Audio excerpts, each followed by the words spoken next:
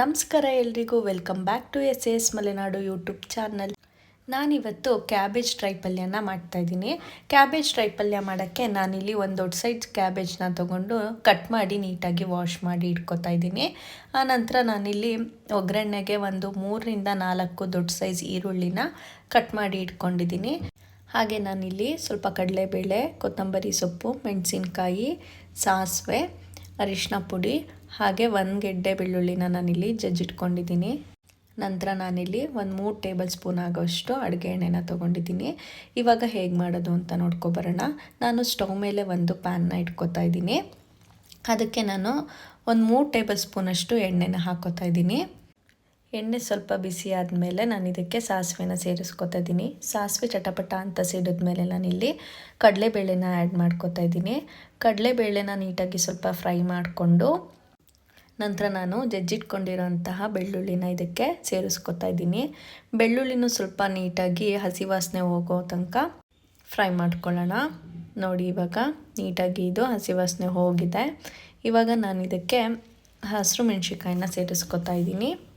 ಹಸಿರು ಮೆಣಸಿನ್ಕಾಯಿನ 1-2 ನಿಮಿಷ ಫ್ರೈ ಮಾಡಿದ್ರೆ ಸಾಕು. ಇದಕ್ಕಿವಾಗ ಈರುಳ್ಳಿನ ಸೇರಿಸ್ಕೊಳ್ಳೋಣ. ಈ ಪಲ್ಯನ ಮಾಡೋಕ್ಕೆ ಎಷ್ಟು ಈಸಿನೋ ತಿನ್ನೋಕ್ಕಷ್ಟೇ ರುಚಿಯಾಗಿರುತ್ತೆ. ಒಂದ್ಸತಿ ನೀವು ಈ ಥರ ಟ್ರೈ ಮಾಡಿ ನೋಡಿ, ತುಂಬ ಅಂದರೆ ತುಂಬ ಚೆನ್ನಾಗಿರುತ್ತೆ. ಇದಕ್ಕಿವಾಗ ನಾನಿಲ್ಲಿ ಒಂದು ಅರ್ಧ ಟೇಬಲ್ ಸ್ಪೂನಷ್ಟು ಉಪ್ಪನ್ನ ಆ್ಯಡ್ ಮಾಡ್ಕೊತಾ ಇದ್ದೀನಿ. ನೋಡಿ, ಈರುಳ್ಳಿ ಇವಾಗ ನೀಟಾಗಿ ಫ್ರೈ ಆಗಿದೆ. ಇದಕ್ಕೊಂದು ಅರ್ಧ ಟೇಬಲ್ ಸ್ಪೂನಷ್ಟು ಅರಿಶಿನ ಪುಡಿನ ಆ್ಯಡ್ ಮಾಡ್ಕೊತಾ ಇದ್ದೀನಿ. ನಂತರ ಇದನ್ನು 1 ನಿಮಿಷ ನೀಟಾಗಿ ಫ್ರೈ ಮಾಡ್ಕೊಳ್ಳೋಣ. ಇವಾಗ ಕ್ಯಾಬೇಜ್ನ ಆ್ಯಡ್ ಮಾಡ್ಕೊಳ್ಳೋಣ.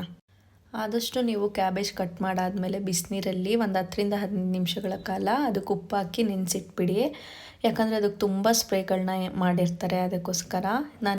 ನಾನಿವಾಗ ನೀಟಾಗಿ ಕ್ಯಾಬೇಜ್ನೆಲ್ಲ ಮಿಕ್ಸ್ ಮಾಡಿಕೊಂಡು ರುಚಿಗೆ ತಕ್ಕಷ್ಟು ಉಪ್ಪನ್ನ ಸೇರಿಸ್ಕೊತಾ ಇದ್ದೀನಿ. ಉಪ್ಪನ್ನ ನೋಡ್ಬಿಟ್ಟು ಸೇರಿಸ್ಕೊಳ್ಳಿ, ಯಾಕಂದರೆ ಫಸ್ಟು ನೀವು ಸ್ವಲ್ಪ ಒಗ್ಗರಣೆಗೆ ಉಪ್ಪು ಹಾಕ್ಕೊಂಡಿದ್ರಿ ಅಲ್ವಾ, ಹಾಗಾಗಿ.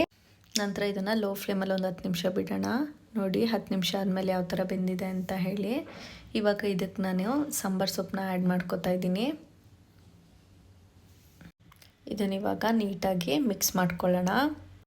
ಈ ಪಲ್ಯಕ್ಕೆ ಕಾಯಿ ತುರಿ ಹಾಕೊಂಡ್ರೂ ಕೂಡ ತುಂಬ ಚೆನ್ನಾಗಿರುತ್ತೆ, ಬಟ್ ನಾನು ಇವತ್ತು ಕಾಯಿ ತುರಿನ ಯೂಸ್ ಮಾಡ್ತಾ ಇಲ್ಲ.